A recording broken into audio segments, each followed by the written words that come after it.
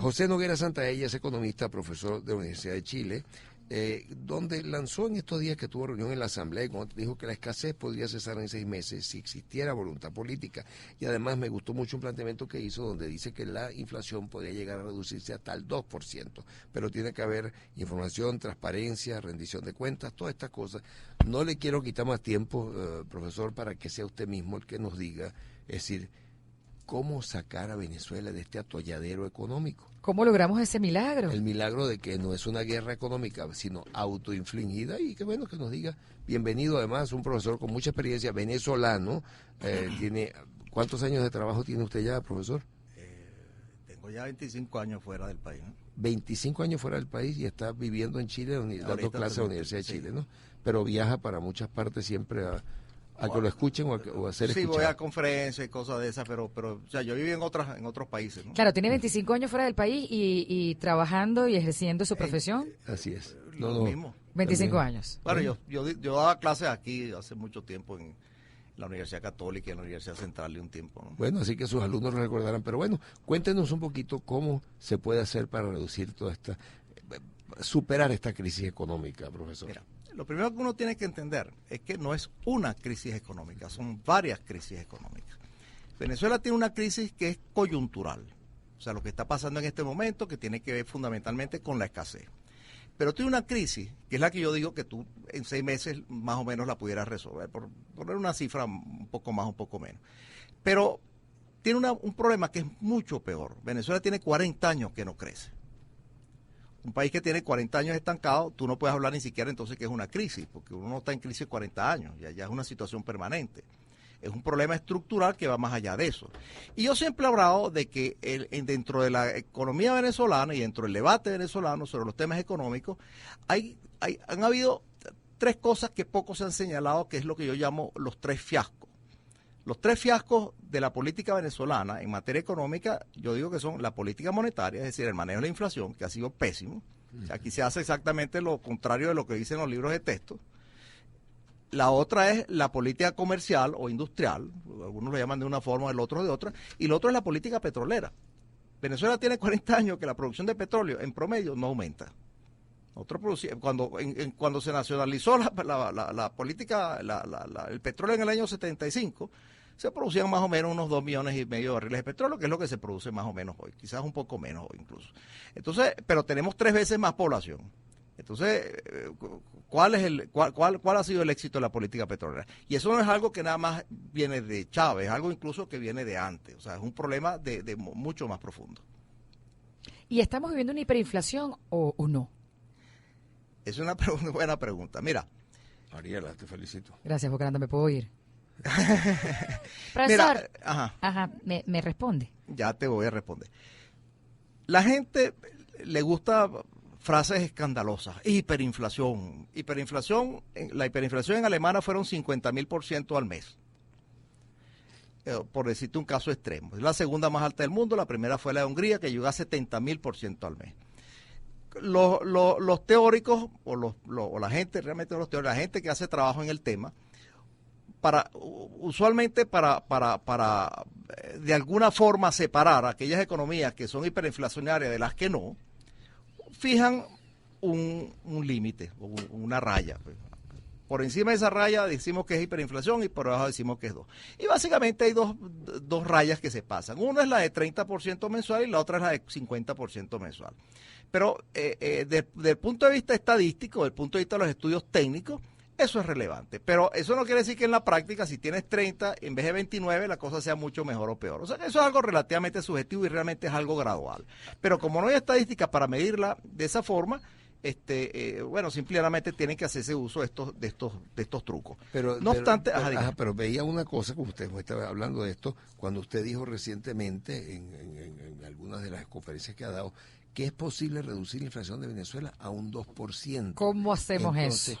Claro, le oía a usted también decir que había que tener información suficiente, había que tener transparencia en la ejecución y rendición de cuentas. Y levantar el control de cambio. No, Mariela, tranquila, que él habla de la inflación, no el control de cambio. Pero eso es importante, Eso es otro tema aparte. Sí, pero hay que levantar el control de cambio. El control de cambio fue una cosa que inventaron al final de la Segunda Guerra Mundial, cuando las economías de Europa estaban total y absolutamente destruidas. Y al poco tiempo simplemente lo quitaron y se acabó. Sin embargo, los estudios modernos te dicen que ellos lo hubieran hecho mejor si no lo hubieran tenido. Y después aquí tenemos una moda de que básicamente desde el año 83 para acá tenemos casi que 40 años continuos de control de cambio. Eso ha sido algo mortal. Un vicio, sí, para la economía venezolana. Económico, sí, ahora, lo de bajar la tasa de inflación al 2% es posible. Y te lo repito, es posible. Que te lo digo que voy a hacerlo de un mes para el mes que viene, eso es mentira. Y el que te lo diga, te está mintiendo. El problema de bajar la tasa de inflación es simplemente recortar los niveles de liquidez. Lo que pasa es que tú no te puedes recortar los niveles de liquidez de golpe porque, bueno, te vas de boca. Provocas una recesión. Y la recesión ocurre porque la inflación, una vez que aparece por exceso de liquidez, es muy terca. Es decir, suben los precios, entonces suben los salarios, después suben los precios, después suben los salarios, y como empieza a escasear el dinero para comprar, el gobierno valía eso con más dinero, y ahí creas un ciclo. Entonces, y cada vez vale menos la moneda. ¿Cómo cortas eso? ¿Cómo cortas ese ciclo? Se han hecho varios experimentos. La inflación es un fenómeno relativamente nuevo. Estamos hablando básicamente del año 70 para acá. Y a partir del año 70 empezaron a hacer experimentos, hasta que algún día alguien en Nueva Zelanda, que no sé quién fue, se le ocurrió, bueno, pero si el problema es la inercia, y la inercia está dada por las expectativas, pues cuando un trabajador pide un aumento de sueldo es porque él cree que la inflación va a ser tanto, vamos a decirle al trabajador cuánto va a ser la inflación.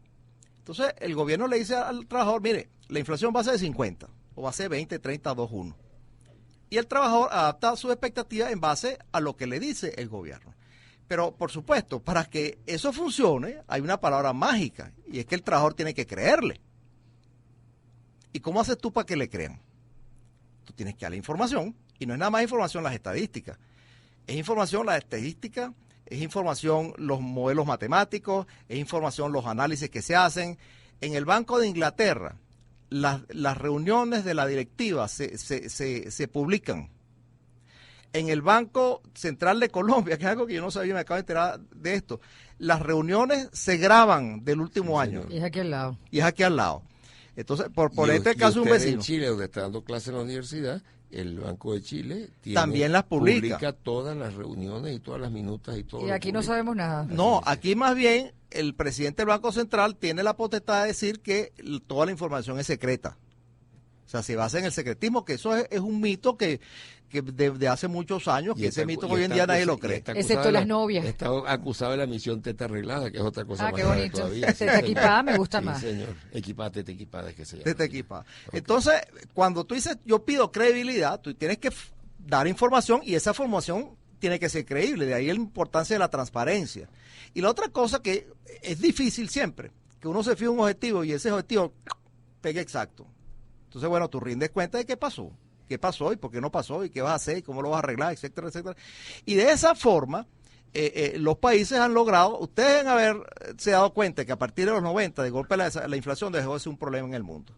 Básicamente, eso se basó en este tipo de técnicas.